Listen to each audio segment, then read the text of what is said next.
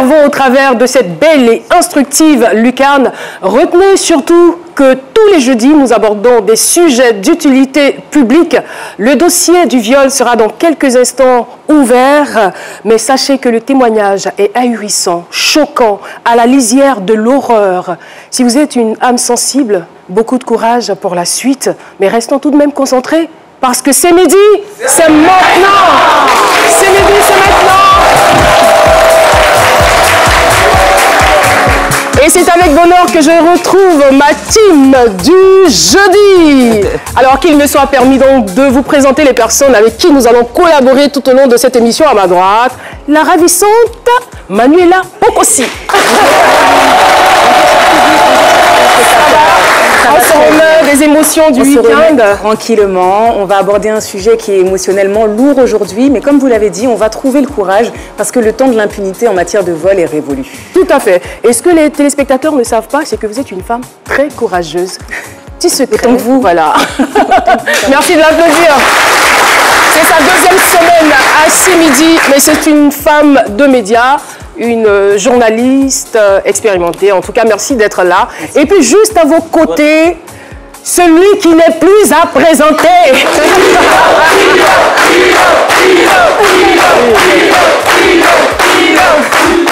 Alors, souffrez que je ne ris pas avec vous aujourd'hui parce que je suis très remonté. Alors, je représente l'unité d'intervention rapide et précise. Alors, nous luttons contre toute forme d'exaction contre les êtres humains. Alors, vous avez dit il faut que l'époque de l'impunité est terminée. Non, c'est révolu, c'est terminé. Voilà, quand vous dites même que les hommes sensibles, il faut qu'ils regardent. Parce que c'est ensemble qu'on va pouvoir bouder ces malfrats-là hors de notre vue. Alors, je suis là, je serai sans pitié, la piqûre est là également. Ben, ça va chauffer. La piqûre!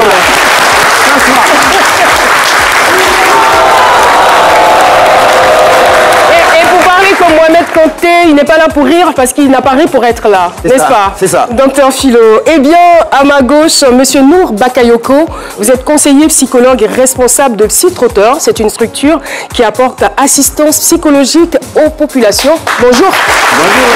Et bienvenue sur notre plateau. Bonjour. Et là, nous profitons de ce moment parce que ça risque d'être le seul moment où nous avons l'occasion de plaisanter, de rigoler. Le sujet, il est vraiment sérieux. Effectivement. Il est vraiment sérieux. Et comme je le disais, on parle aujourd'hui de viol. Et moi, la question qui me trotte à l'esprit, c'est jusqu'à quand? Jusqu'à quand on va arrêter de violer les femmes? Jusqu'à quand les femmes vont être considérées comme des objets sexuels? Jusqu'à quand autant d'agressivité vis-à-vis des femmes? Jusqu'à quand? Ces accusations vont arrêter si on éduque nos enfants à avoir une image très positive de la femme depuis le bas âge. Aussi, amener les différentes populations à comprendre que la femme est un être humain. Elle a des capacités, elle a des aptitudes, elle a son importance et sa valeur dans la société.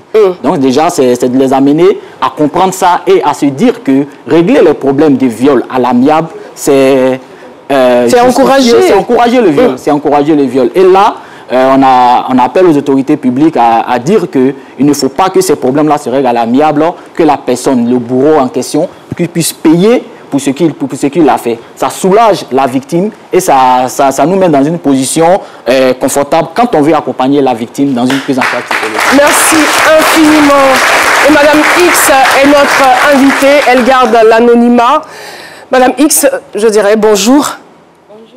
Vous allez bien? Oui. Ce que vous ne savez pas, téléspectateurs, je vous fais beaucoup de confidences aujourd'hui. Hein. C'est une très belle femme. Une très belle femme. En tout cas, on est content de vous avoir sur ce plateau. Et il paraît que vous êtes une grande cuisinière. Vous êtes un cordon bleu, c'est vrai? Oui. Et monsieur, qu'est-ce qu'il est mangé? Le foutou à sauce graine. Foutou, sauce graine, avec escargot dedans, avec un peu de crabe, façon, n'est-ce pas? Oui. D'accord. Et on espère bien que vous allez nous cuisiner un repas un de ces jours? Oui. Avec plaisir, non? Avec plaisir. D'accord. Merci beaucoup. Merci d'être là. Avant d'entrer dans le vif des échanges, il est bon de savoir que le viol est un crime considéré comme un acte aussi grave que le meurtre, parce qu'il peut quasiment détruire une vie. une famille, voire une société.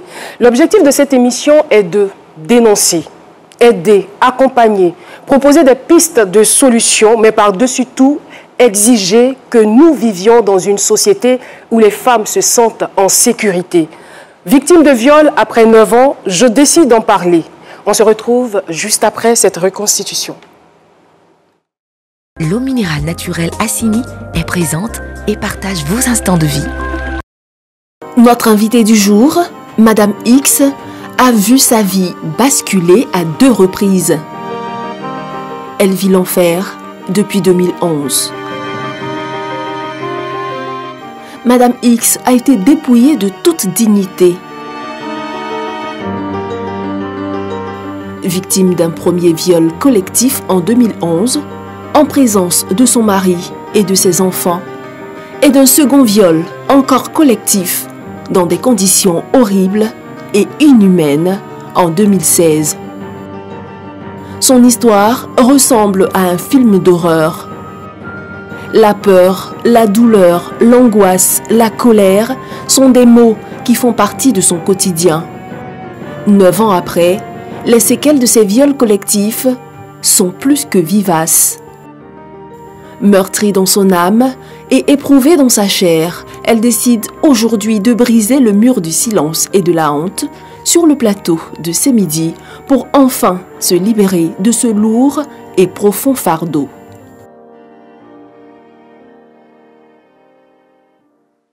L'eau minérale naturelle Assini est présente et partage vos instants de vie.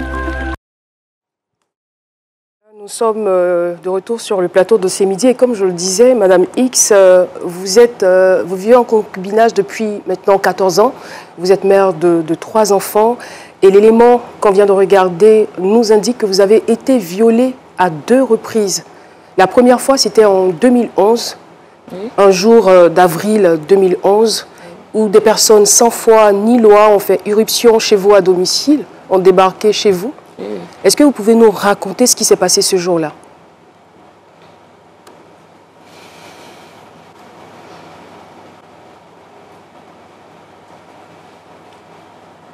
Il va falloir supporter tous ces blancs pendant l'émission. Merci à vous public de l'encourager. Merci beaucoup. Merci. C'est une femme complètement dévastée. C'est une femme détruite de l'intérieur que nous recevons aujourd'hui sur ce plateau. Elle a pris son courage à 2 mains et elle a décidé de venir en parler. Depuis 9 ans, elle n'a pas eu l'occasion de parler de cette situation, de parler de ce qui lui est arrivé. Mais aujourd'hui, elle décide de venir sur la chaîne nationale pour en parler. Vous êtes une femme courageuse, vous le savez. Alors dites-nous ce qui s'est passé ce jour-là. C'était en 2011. Des personnes sont entrées chez nous. Ils ont demandé après mon mari. Je leur ai dit que mon mari n'était pas là. Parce que mon mari avait eu... Vous pouvez parler un peu plus fort, s'il vous plaît. Mon mari avait eu un accident. Donc on venait à peine d'Abidjan. Et je le cachais. Et ils ont fouillé la maison. Ils ont fouillé la maison et ils ont retrouvé mon mari. Alors, ils m'ont dit, donc, ton mari est là et que tu nous dis que ton mari n'est pas là. Et il a dit, pardonnez. Comme il est un peu souffrant, voilà pourquoi j'ai dit qu'il n'est pas là, pardonnez. Et c'est parti comme ça. Ils ont bâillonné mon mari. Ils ont bien botté même. Vous avez dit qu'il venait de faire un accident, oui, donc il portait encore les blessures de l'accident. Il avait des blessures partout. Et il a dit non, qu'il ne se sent pas bien. Les gars voulaient la clé de sa voiture. Il y avait son mécanicien à qui il a dit de monter la voiture. Et les pièces étaient dedans, avant que les gars n'arrivent. Et ils ont démarré la voiture, il a donné la clé, ça passait pas. Ça pouvait pas... Ça démarrait pas. Voilà, ça démarrait pas. Et ils ont commencé à le frapper pour dire pourquoi est-ce qu'une belle voiture comme ça ne démarre pas. Voilà. l'ont mis sur un côté et ils sont venus vers moi. Il y avait mon petit frère, mon petit beau et mes 2 enfants, plus ma fille de maison. De là, ils ont un peu fouillé d'avoir la maison, ils ont eu un peu d'argent et ils ont commencé les fumes. Vous dites, vos enfants étaient là, vous aviez à l'époque 2 enfants. Oui. Ils avaient quel âge? Je suis née en 87. 87, d'accord. Et... Parle d'elle-même. Ah d'accord, elle n'a pas entendu la question. Voilà, je parle plutôt des enfants, ils étaient tout petits, c'est cela? Oui, un peu, oui. La plus grande pouvait... La plus grande aujourd'hui, vous avez dit qu'elle a 14 ans? Oui. Oui, elle a 14 ans, elle passe le bac. Donc elle avait peut-être 5 ans à l'époque. Oui. Et puis, il y avait l'autre qui était plus petite. Donc c'est en présence de votre mari? Oui, en présence de mon mari. Des enfants? Des enfants. Qu'ils vous ont violés? Oui. Ils étaient au nombre de combien? 3. Ils étaient 3. Oui. J'étais beaucoup, ils voulaient faire, mais le temps, voilà, ils ont trouvé que c'est bon comme ça, ils devaient aller ailleurs. Ils sont partis. Voilà. Après ça, après cet acte-là, qu'est devenue votre vie?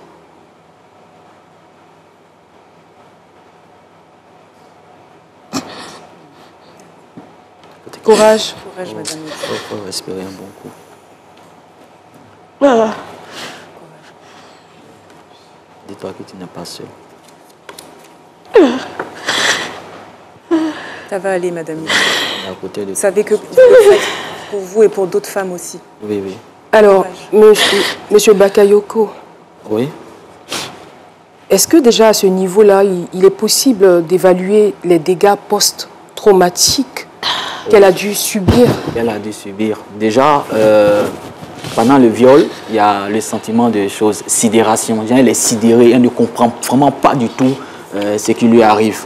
Et après le viol, les dégâts sont assez parce qu'elle rentre dans une période de peur intense. Elle a presque peur de tout. Et puis elle rentre dans une période de honte. Honte parce que l'opinion publique, le regard des gens, le regard de son mari, le regard de sa famille et de tous ceux qui sont autour d'elle, comment elle peut regarder ces personnes-là. Donc elle a un peu honte d'elle-même, honte de son corps. Et puis elle rentre dans une période de culpabilité. Elle se culpabilise elle-même. Elle se dit, peut-être que si je n'avais pas caché mon mari, ça n'allait pas m'arriver. Si je n'avais pas eu à faire ça, ça n'allait pas m'arriver. Généralement, quand un problème assez grave comme ça nous arrive, on cherche le sens, on cherche à justifier pourquoi ça nous est arrivé. Alors que dans le cas du viol, en fait, il n'y a pas de sens. Il n'y a pas de sens du tout. Donc, au fond, elle doit se dire que ce n'est pas sa faute. Elle ne doit pas culpabiliser. Et ceux qui nous regardent aussi, je profite pour leur dire que quand les femmes sont victimes de viol, il ne faut pas les amener à se culpabiliser elles-mêmes. Il faut déjà les soutenir, de ne pas chercher de justificatifs parce qu'il n'y en a pas. La personne a souffert dans sa chair et les dégâts post-traumatiques font que sa vie ne sera pas comme avant si elle n'a pas été accompagnée psychologiquement et puis aussi essayer de se restaurer. D'accord, on va essayer de savoir. Effectivement. Alors, est-ce que vous avez bénéficié d'un accompagnement psychologique après? Non. Vous n'avez pas vu un psychologue? Et comment la famille s'est comportée vis-à-vis de vous? Vos proches, oui. Comment est-ce qu'ils ont géré cette affaire? Oui, ça c'est le voisinage qui était un peu bizarre. Voilà, le voisinage. Quand vous dites le voisinage était bizarre, c'est-à-dire qu'il ne vous adressait plus la parole? Oui, les gars cherchaient chaque fois les palabres pour m'insulter. Donc ça fait que je suis restée dans mon coin jusqu'aujourd'hui. Et au niveau de la famille, au niveau de votre mari, de votre conjoint? Il n'y a pas eu de problème. Il n'y a pas eu de problème? Non, il n'y a pas eu de problème. Votre mari vous a soutenu? Mon mari, oui. Du début jusqu'aujourd'hui. Il ne m'a jamais laissé. Et les enfants? Oui, mes enfants. La plus grande, elle n'arrive plus à causer avec des gens. Voilà. Elle n'arrive plus à causer, surtout avec des petits garçons. Chaque fois, elle me disait, maman, les garçons, ce sont des diables. Ah, c'est ce qu'elle dit. Aujourd'hui, elle est adolescente, elle a 14 ans. Oui, elle continue de le dire. Souvent, elle me demande si elle doit être policier pour tuer ces bandits. elle me dit elle va être avocate pour défendre les personnes. Je vais m'adresser à nouveau à notre psy, à notre conseiller psychologique. Justement, c'est quand même grave ce qu'elle est en train de dire, enfin pas plus grave que l'acte. Alors, les enfants, il y a forcément un impact. Oui, pas un impact, des impacts. Des impacts sur les enfants. Oui, beaucoup de dégâts. L'enfant peut développer des pathologies telles que des phobies, par exemple.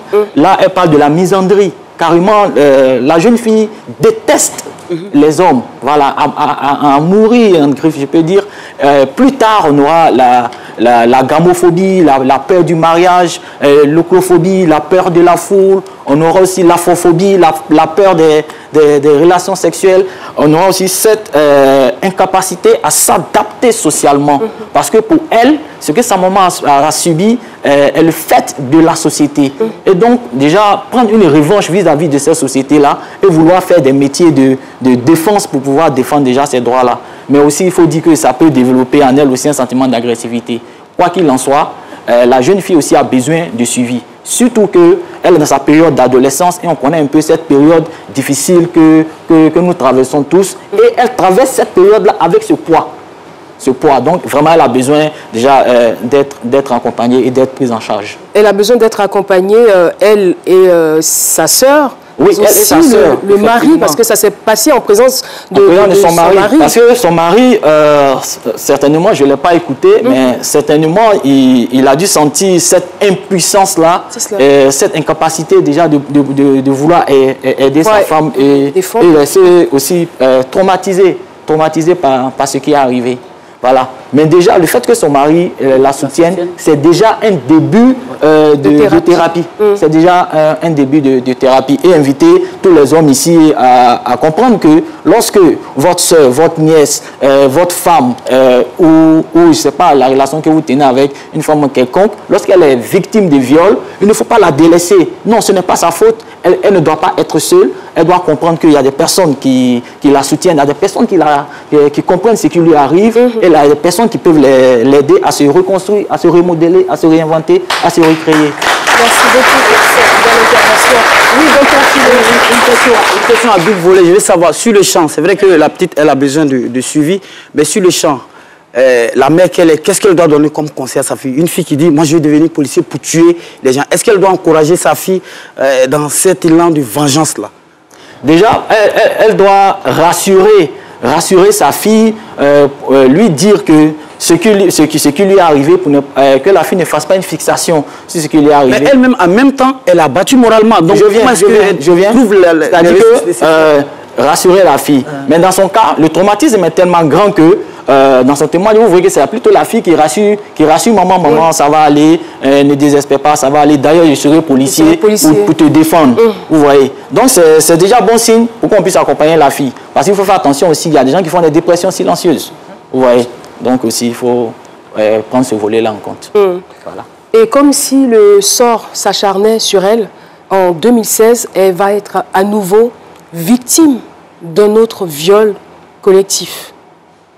C'est bien cela, Madame X? Oui, en 2016. Comment ça s'est passé? En 2016, j'étais enceinte. Vous étiez enceinte de 5 mois? Oui. Je suis allée prendre un médicament. Il faisait tard, il était déjà 18 h. J'avais...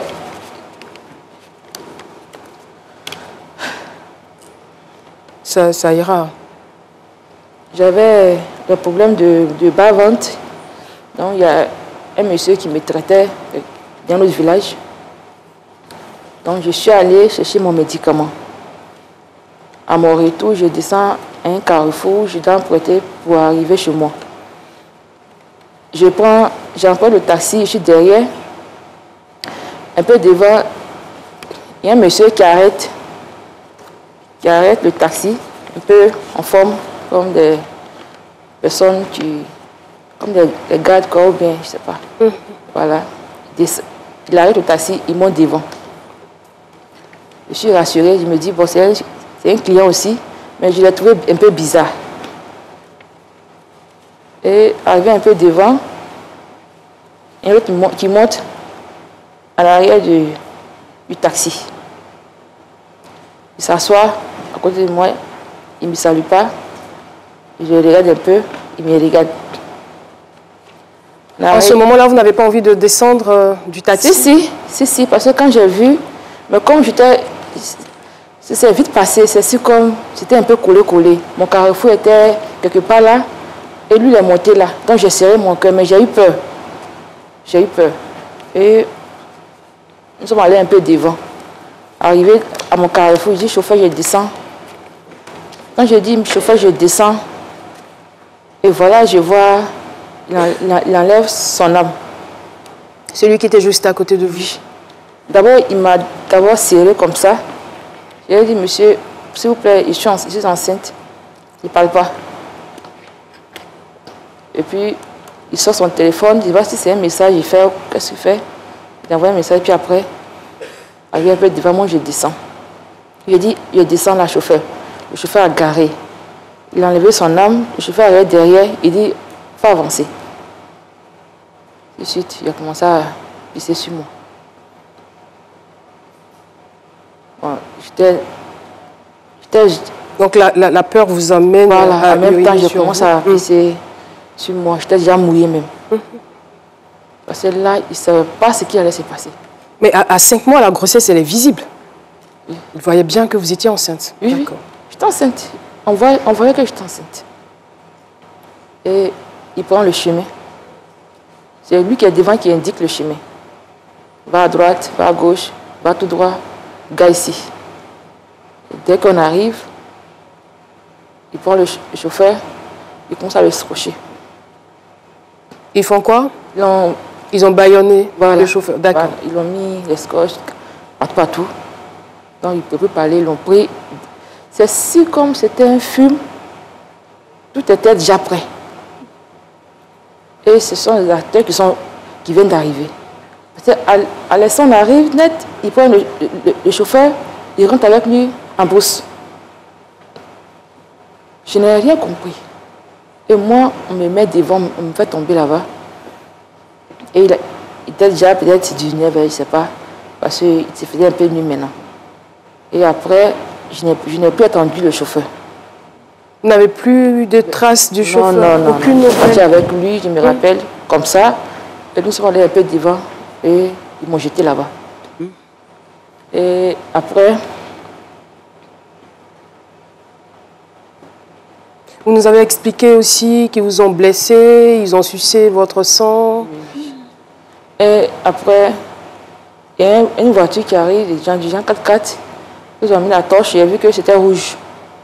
Ils ont écrit Toyota. Et ils envoient des filles. Il y avait des filles à l'intérieur de la voiture? Oui, ils ont venu des filles, 3 filles. On les a jetées sur moi ici. À côté un peu comme ça, comme... Voilà, puis moi j'étais ici. Et ils sont partis dans la voiture. J'attendais une femme parler là-bas. Une femme qui parlait. Voilà. C'est vrai que c'est une femme qui parlait. Qui donnait des instructions à l'intérieur de la voiture. Voilà. Et après, la voiture s'est éteinte. Et ils sont partis avec la voiture. Dans le reste, ils ont commencé. D'abord, ils ont dit qu'ils allaient couper. Ils veulent sucer le sang. Il y en a qui dit, ah, j'ai soif, hein. J'ai très soif. Et il dit, il veut couper. Voilà, la blessure est là. Il veut couper mon doigt. Il y en a qui dit, non, il va couper mon doigt pour faire la chaîne. Il veut faire la chaîne avec ce doigt. Je ne voulais pas, je disais pardon. Je disais pardon, il ne voulait pas. Madame X, vous allez nous excuser, nous avons des impératifs. L'histoire n'est pas encore terminée. Si vous voulez connaître la suite de cette histoire, on se retrouve juste après la pause publicitaire. Les premiers gestes du matin sont essentiels pour bien démarrer la journée. L'eau minérale naturelle Assini participe à votre équilibre et vous maintient en pleine forme. Tout au long de vos journées de travail, Assini est à votre portée. Assini fait partie de vos moments de partage avec vos amis. Assini partage vos instants de complicité en famille.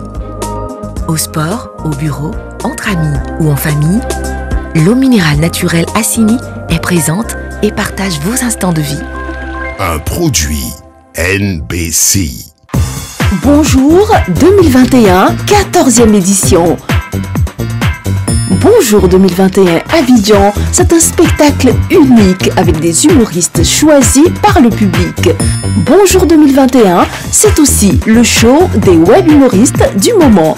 Bonjour 2021, c'est surtout ces journées folles avec vos humoristes préférés. Bonjour 2021 Abidjan, le samedi 26 décembre au Palais de la Culture à 19h. Bonjour, un concept RTI. Sachez que vous êtes sur RTI1, la chaîne nationale ivoirienne, et nous recevons sur ce plateau une dame qui vit en concubinage depuis plus de 14 ans, mère de 3 enfants, qui a été sauvagement et gravement violée à 2 reprises par des hommes non identifiés. Elle a décidé après 9 ans de rompre le silence. Elle est avec nous sur ce plateau. Madame X, juste avant la pub, vous nous expliquiez ce qui s'était passé en 2016 avec ces hommes. Voilà.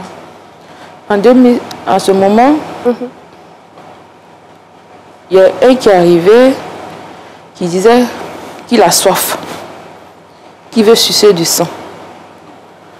Et c'est à ce moment qu'ils ont commencé à me couper sur ma cuisse. Il trace et puis il met sa bouche et il suce.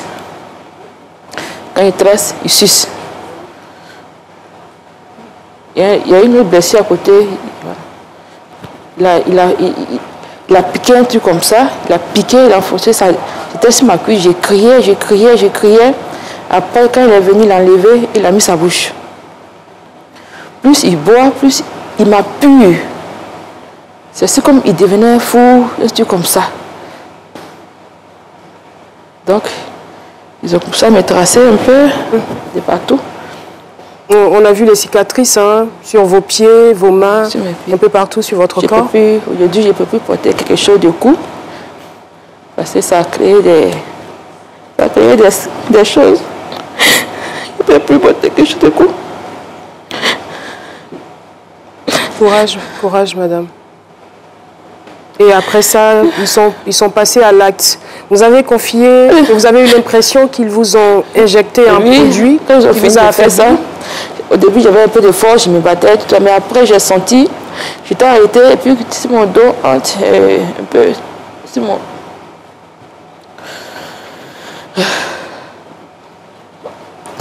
c'est comme une piqûre, voilà, qu'on m'a piqué. J'ai senti qu'il y a une aiguille qui m'a piqué. Moi, je suis devenue un peu calme, et je me suis couchée. Là, il y a les autres filles qui criaient fort. Les trois filles dont vous parliez. C'est comme, il y avait l'impression, c'est comme si c'était coupé quelque chose sur eux. C'est pas si comme ils sont été violés, puis tu cries. Non, ça n'a rien à voir. Des cris. J'ai mal. Et c'est dans ça. Ils sont partagés. 2 sont venus sur moi. Il est venu d'abord, il a commencé à jouer en bas de moi. Il avait porté un pantalon de femme enceinte, il a tiré. Il ne voulait pas d'abord, c'est ce qui a fait qu'il y a eu assez de cicatrices, parce que quand je ne vais pas, il pique. Quand je ne vais pas, il pique, on me blesse. Même si c'est, je ne sais pas si c'est un couteau, mais quand je ne vais pas, on me trace. Donc quand j'ai vu que mon corps commençait à faire chose, je me suis laissée aller. Et ils ont fait leur basse besogne, ils ont fait tout ce qu'ils avaient envie de faire. Ils ont même filmé. Ils me filmaient le visage, ils me filmaient en bas. Il y a un qui dit non, moi si tu filmes devant, moi je prends derrière. On comprend bien ce que ça veut dire. Au niveau anal, au niveau vaginal, elle a subi d'énormes agressions. Et ils ont fait. C'est vraiment inimaginable en fait. Alors, comment vous vous en sortez?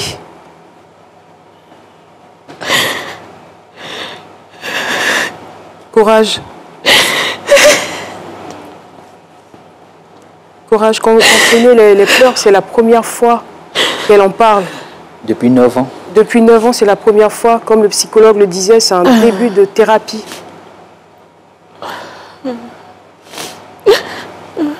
Merci en tout cas pour la confiance. Elle est venue sur ce plateau pour se libérer, pour dénoncer. Merci infiniment.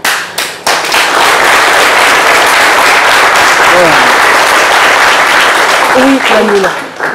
Je tenais à dire, en attendant que Madame X se remette un peu de ses émotions, à saluer une nouvelle fois son courage et à dire aux victimes de viol ou aux témoins de viol qu'il n'est jamais trop tard, entre guillemets, pour parler. Hein, légalement parlant, le viol, il y a un délai de prescription de 15 ans. C'est-à-dire qu'après le déroulement des faits, vous avez jusqu'à 15 ans lorsqu'il s'agit d'une personne majeure et jusqu'à 30 ans pour parler lorsque vous êtes une personne mineure au moment des faits. Donc il n'est jamais trop tard pour parler. Il ne faut pas accabler en se disant mais pourquoi elle n'a pas parlé avant. C'est un long processus psychologique, comme l'expliquait M. Bakayoko, qui demande un énorme travail sur soi parce que quelque part, parler de ça aujourd'hui, Madame X, c'est revivre ces événements. C'est pour ça qu'elle craque autant, c'est parce qu'elle revit ces événements-là. Elle revoit les scènes et c'est très traumatisant. Et dans le prolongement de ce que disait M. Bakayoko tout à l'heure, je salue aussi le courage du compagnon de Madame X, parce que dans nos sociétés africaines, alors c'est toujours délicat de le dire, mais je vais le dire aujourd'hui, dans nos sociétés africaines, il existe des sociétés dans plusieurs pays, comme en Somalie, au Soudan par exemple, ou encore en Afrique du Sud. Je pense aussi au Pakistan, au Bangladesh. Il y a des pays aujourd'hui dans le monde où, malgré les droits de l'homme, nous sommes en 2020, mais ces pays-là ne criminalisent pas, le viol n'est pas reconnu. C'est pas un acte punissable, c'est pas un acte qui est qualifié, c'est un acte qui reste impuni.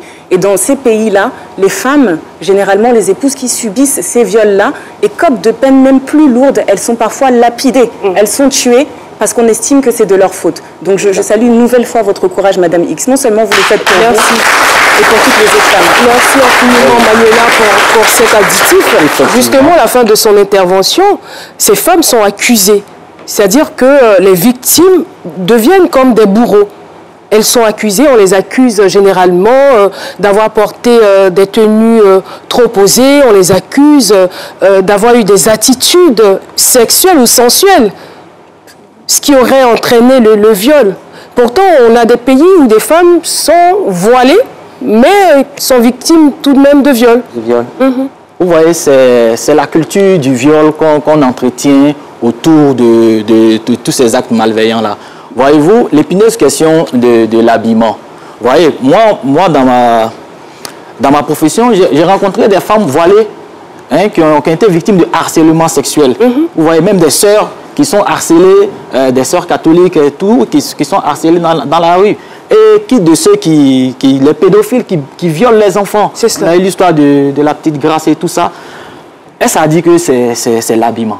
Voyez. Donc ce n'est pas la faute de la victime, c'est plutôt le bourreau qui est en faute. Parce que si on n'a pas appris à ces personnes-là à pouvoir, je veux dire, canaliser leurs envies, leurs pulsions. Tout à fait. Leurs pulsions, ce n'est pas la victime qui va supporter, mais ce n'est pas la victime qui va s'adapter au goût ou, je veux dire, aux réflexions malveillantes du bourreau. Mais non, ce n'est pas ça. On doit retenir que le viol est un acte, je veux dire, c'est dégoûtant.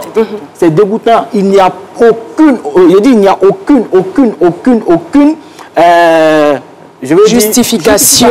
Aucune justification au viol. Là, il faut le dire. Et dire aux victimes que non, elles ne sont pas seules. Elles ne sont pas seules. Il y a des personnes qui peuvent s'occuper d'elles, les prendre en charge, que ce soit le volet juridique, que ce soit le volet psychologique, qu'elles en parlent, briser le mur du silence pour pouvoir arrêter ces actes de... Exactement. Nous aurons l'occasion de revenir là-dessus, sur la prise en charge des victimes et surtout pour le cas précis que nous avons sur ce plateau où toute la famille est quasiment impliquée. Nous allons voir ensemble comment est-ce qu'on pourrait accompagner donc cette famille. Avant d'aller plus loin dans nos propos, nous allons donner la parole à Manuela, lui redonner la parole parce qu'on a senti qu'elle avait quand même envie de parler. Voilà. C'est donc le temps. Elle va nous donner des statistiques. Manuela, c'est à vous de jouer. Manuela Pokosi Koulibaly, c'est la chronique du jeudi. avez dit à juste titre, Caroline, j'avais pas fini de parler, il y a beaucoup à dire, hein, on n'aurait même pas assez, voilà, on n'aurait même pas assez de temps. Une heure, non, pour en parler. Mais on va absolument. On va revenir à nos stats quand même, on va essayer de détendre un peu l'atmosphère, même si le sujet reste lourd. Hein. Donc en termes de statistiques au niveau mondial, il se commet 685 viols par jour dans le monde, soit 250 000 viols par an, un quart de million de viols. Les pays les plus touchés sont les États-Unis, avec environ, je vais arrondir, 85 000 cas par jour, l'Afrique du Sud, avec 66 000 viols par jour, et l'Inde, avec 22 000 viols par jour. Alors, en parlant de viol, je ne peux m'empêcher d'évoquer et de penser au docteur Denis Mukwege, que je suis sûre que la plupart d'entre vous connaissent. Le docteur Denis Mukwege est surnommé l'homme qui répare les femmes. C'est un gynécologue congolais qui a reçu le prix Nobel d'ailleurs de la paix pour le combat qu'il mène avec son association, sa fondation Panzi, pour réparer ces femmes et pour donner finalement une seconde vie après la mort, entre guillemets, j'ai envie de dire, de ces femmes-là. Donc pensée émue pour le docteur Denis Mukwege. Et puis je voulais quand même mettre une petite note positive aussi dans tout ce drame, c'est qu'il y a quelques progrès. Alors ils sont minimes, c'est vrai, hein, aussi minimes soit-il, il faut quand même en parler, il y a quelques progrès sur le continent. En décembre 2019, par exemple, le Sénégal a criminalisé pour la première fois le viol, la Côte d'Ivoire aussi. En avril 2020, c'est le Soudan qui emboîtait le pas et qui criminalisait l'excision qui est considérée par certains comme une agression sexuelle, par d'autres comme un viol. Donc ça aussi, c'est une petite avancée. Après 10 ans de fermeture, cette fois-ci, c'est chez nous, en Côte d'Ivoire. La Côte d'Ivoire a rouvert le centre de prévention, d'appui et d'assistance aux victimes de violences sexuelles. Avec l'aide des Nations Unies, ce centre était fermé depuis 2011, donc depuis près de 10 ans, hein, en lieu de la crise post-électorale que nous avons connue. Et c'est signe que petit à petit, même si les viols se perpétuent et continuent, les langues se délient. La justice tend l'oreille aussi petit à petit, parce qu'avant, certaines histoires, certaines affaires n'arrivaient même pas aux oreilles de la justice. Et c'est signe, je l'espère en tout cas, qu'un jour, le viol ne rimera plus avec impunité. Merci infiniment, Manuela Kokossi. Et je rajoute que pour toutes les victimes, vous avez la possibilité de saisir des associations de défense des droits de l'homme. Le Conseil national des droits de l'homme de Côte d'Ivoire, ils sont à Cocody-Vallon. Nous allons donc vous communiquer les numéros après. Et quand il y a viol, il faut absolument aller à la gendarmerie. Le psychologue l'a dit, il n'est pas question de faire des règlements à l'amiable. Il faut aller à la gendarmerie, quel que soit l'auteur du viol. Alors, on va terminer rapidement avec vous. On aimerait bien savoir, on va épargner certains détails. Lorsque c'est terminé, lorsqu'ils finissent leur acte, vous rentrez à la maison, vous racontez à votre mari ce qui s'est passé. Quelle est sa réaction?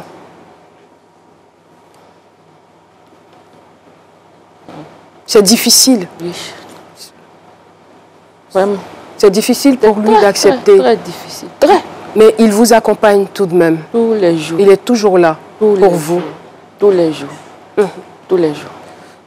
Alors, si nous nous référons à ces dossiers médicaux et aussi au témoignage de son époux, on se rend bien compte qu'à la suite de ce deuxième viol, il y a eu dépression. Elle a fait une dépression. On peut l'expliquer? Oui, on peut l'expliquer. Vous voyez, elle a déjà subi un premier stress post-traumatique. Donc, et comme elle n'a pas été suivie, donc elle n'avait pas encore fini de soigner ses blessures intérieures-là. Et puis elle vient encore subir un deuxième viol dans les conditions que nous avons évoquées tout à l'heure. Donc c'est clair qu'après ça, elle se dit que mais ben, attends, nous sommes dans quel monde, hein? Pourquoi c'est toujours à moi que ça arrive? Donc du coup, elle rentre dans une dépression profonde. Donc, elle s'isole, elle coupe le contact avec tout le monde, elle ne veut plus parler à quelqu'un et elle développe souvent des troubles de choses stomaformes. C'est-à-dire que ce sont des troubles que la victime se sent malade, mais en fait, c'est psychologique. Parce qu'au niveau de la médecine, on n'arrive pas à identifier en fait les symptômes de ce qu'elle ressent. Donc, c'est vraiment mental. Et puis aussi, on a l'anxiété paralysante. Ça veut dire cette anxiété-là qui fait on a l'impression qu'on ne peut plus rien faire. On est dans un état neurovégétatif et tout ça. Et il y a eu certes des dégâts émotionnels, des dégâts psychologiques, mais il y a eu des dégâts physiques. Parce qu'elle a perdu le bébé 5 jours après le viol. Donc selon les médecins, il y a eu certainement soit la tension qui a augmenté de façon brutale et aussi certainement un décollement au niveau du placenta. Voilà. Alors, de stress. Nous, on est hyper stressés sur ce plateau à cause de ce témoignage très triste. Nous sommes de tout cœur avec vous et nous voulons vous permettre de vous détendre un tout petit peu. Quel est votre artiste préféré, madame? Vous nous l'avez dit, mais les téléspectateurs ne le savent pas. Quel est votre artiste préféré? Dites-nous. Mola. C'est le Molard. C'est le Molard. Molard a décidé de vous redonner le sourire. On va regarder ensemble cette vidéo.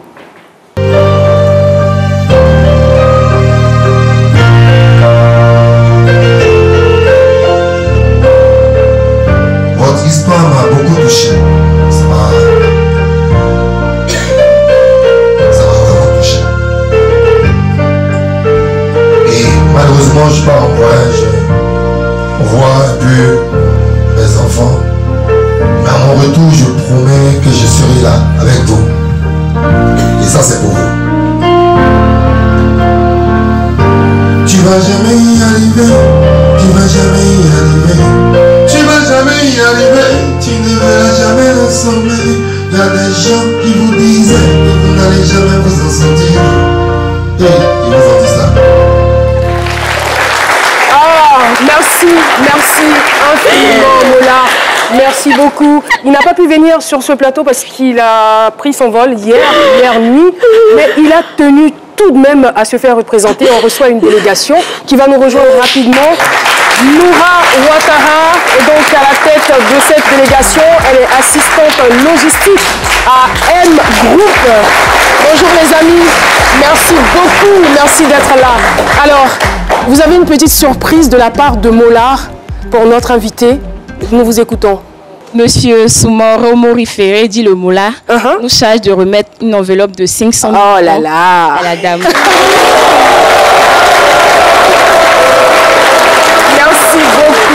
Merci beaucoup. Ça sera un gros soulagement pour la dame.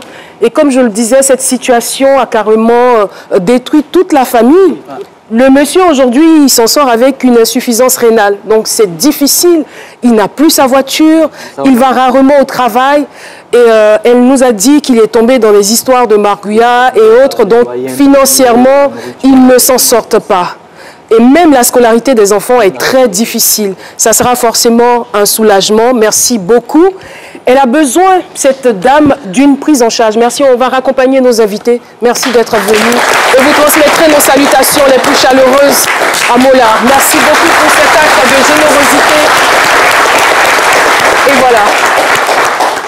C'est de ça qu'on a besoin, cette solidarité.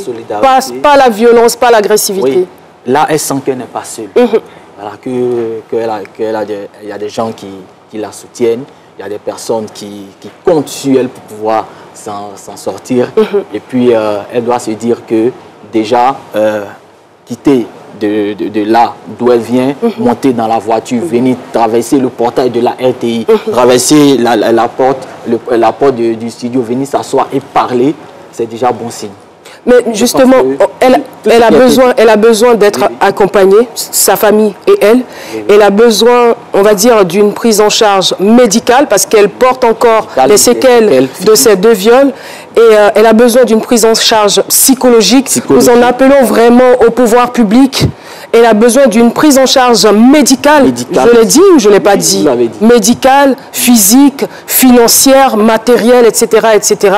Et je veux compter vraiment sur la volonté et surtout sur la générosité des Ivoiriens, de tous ceux qui nous regardent. Il est 12h49. Il a toujours sa piqûre. Avons-nous encore la possibilité de donner la parole à Dr Philo après la pub? Voilà. Après la pub. quand il y a viol, il faut absolument se rendre à la gendarmerie la plus proche. Il faut aussi tenir compte de la présomption d'innocence, ne pas se rendre justice soi-même. Lorsque vous mettez la main sur un prétendu violeur, il est préférable de le conduire à la police ou à la gendarmerie.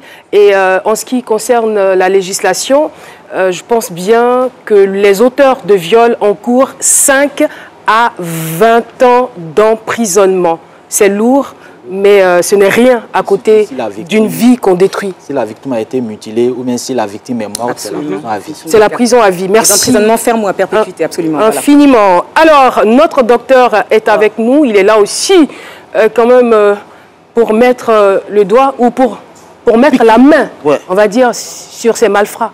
Je me demande si la piqûre même va suffire. Ça ne suffira pas, c'est pas évident. Ouais. Allez, piquez quand même. La piqûre de Dr Philo. Alors, je disais, franchement, il faut... D'abord, Madame X, je voudrais saluer votre courage parce que vous êtes en train de faire l'œuvre de Dieu comme ça, sans vous en rendre compte. C'est l'œuvre de Dieu que vous êtes en train de faire parce que vous êtes en train de sauver des victimes. Le spécialiste a dit tout à l'heure, il y a des victimes qui font des dépressions silencieuses.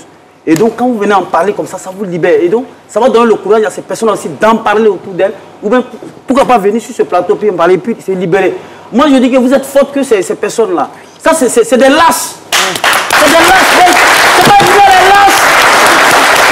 Oh oui, c'est ça. C'est des lâches. Je suis sûr que peut-être qu'il y a un mois qui est en train de me regarder. Ou même les autres sont morts. Vous êtes des lâches. C'est de la lâcheté, tiens, qui dit c'est de la lâcheté. Puis ça là, pour là même là. Excusez-moi, ça c'est pas, pour là c'est plus que le viol. Comment tu peux sucer le sang de ton... Ça c'est des actes, ça c'est du cannibalisme à outrance. C'est des inhumains, ça c'est des animaux. Oui. C'est des vampires. C'est des vampires. Quel lâche vous dit ça? Tiens, femme comment? Je suis sûr que vous êtes en train de dire tout à l'heure, peut-être qu'il y a les femmes qui s'habillent décemment, peut-être. Mais c'est pas bon pour ça. Quand vous voyez la dame là, est-ce qu'elle peut s'habiller décemment même, hein? Vous montez, on ne la connaît même pas, on monte dans le véhicule, on voit un peu plus. Hein? Non, non, non. Je suis même pas pour 20 ans, moi je suis pas dedans. Le gouvernement a commencé à prendre les vraies lois. Viol là, c'est la loi de talion qui doit revenir. Un pour un temps pour toi, tu violes, toi tu te mets après, tu violes aussi. Non, moi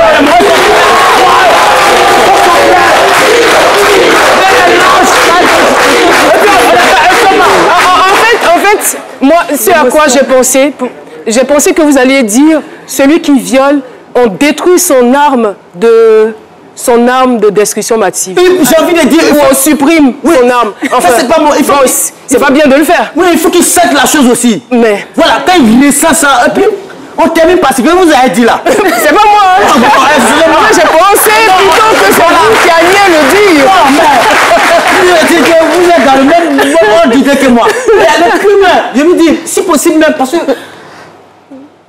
un violeur qui est dans la nature, c'est un criminel, c'est un danger ambulant. Je suis en train de couper. Moi, je ne suis pas, quand on dit loi, quand on dit. Les gars n'ont qu'à se revoir. Comment on appelle, les enquêtes sont en cours. Plus les enquêtes sont en cours, plus le cours. Ah, merci. Plus le cours. Il faut les traquer jusqu'à leur dernier retranchement. Et si possible, même, on est des Africains. Merci beaucoup. On peut voir, il y a des féticheurs là-bas, il y a des féticheurs. Tu t'envoies, tu lances soit tu as mouru là-bas. C'est possible aussi tout ça. Jusqu'au bout. Merci infiniment, docteur Philo. Eh bien, vos avis nous intéressent, très chers téléspectateurs. Et bien sûr, Paulus Agathon, c'est fait donc le relais de vos préoccupations. Nous le recevons sur ce plateau. Votre avis, Paulus Agathon. Bonjour Caroline, bonjour à toutes, bonjour à tous. Ouais. Alors, les internautes ont leur avis, des avis qui sont perceptibles en commentaire sur la page Facebook de C'est Midi pendant la diffusion en direct de l'émission. Et de façon unanime, c'est des messages d'encouragement. On peut déjà lire celui de Rose Bénédicte Goulian qui dit ce genre de... les viols, ce sont des situations douloureuses qui ne sont pas faciles à dévoiler. Donc, encore des encouragements. On a ensuite Kevin Eric Vanly